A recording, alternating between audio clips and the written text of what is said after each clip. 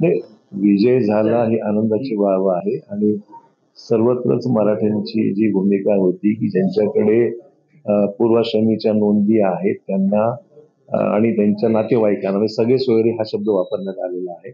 त्यांना सुद्धा हे कुणबीमध्ये दाखले मिळावेत. मागच्या काळामध्ये ज्यांच्याकडे कुणबी प्रमाणपत्र ज्यांचे दाखले होते त्यांना प्रमाणपत्र देण्यात आलेले आहेत.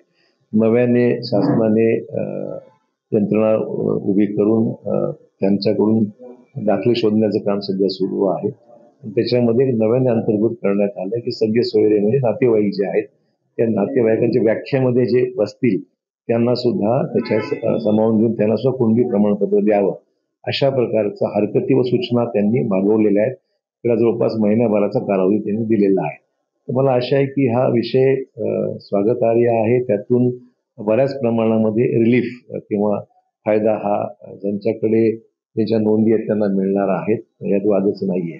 परंतु सरसकट सर्वांना इतरांना ज्यांच्याकडे कुणबीचे दाखले नाहीत किंवा प्रमाणपत्र नाहीत त्यांचा विषय अजूनही अनुत्तरित आहे. तोही प्रश्न मार्गी लागला तर एकंदरीत पूर्णपणे सकल मराठा समाजाला त्यातून न्याय मिळेल. हा प्रश्न पार्टली सुटलेला आहे. आनंद आहे, आम्हाला स्वागत आहे. परंतु इतरांचाही प्रश्न हा ज्यांच्याकडे कोणते प्रमाणपत्र नाही किंवा काही नाहीये त्यांचं नेमकं हा मार्ग कसा काढायचा त्यावर लक्ष सरकारला केंद्रित लवकर केलं पाहिजे, जेणेकरून सुरुवात चांगली आहे, शेवटी गोड व्हावा. त्यामुळे 16 फेब्रुवारी नंतरच त्याची अंमलबजावणी होईल असं कायदेशीररित्या आजच्या त्या GR म्हणून दिसत आहे. त्यामुळे एक चांगलं आहे की फक्त ज्यांच्या नोंदी आहेत तेवढ्यापुरती मर्यादित न राहता ज्यांच्या नोंदी त्यांच्या नातेवाईकांना सुद्धा द्यावं असा त्यातला एकंदरीत अर्थ निघतो आहे. तर ठीक आहे, म्हणजे संख्या वाढेल त्यातून, परंतु ज्यांच्याकडे काहीच नोंदी नाहीत किंवा जे हा प्रश्न एकंदर कायमस्वरूपी सुटेल.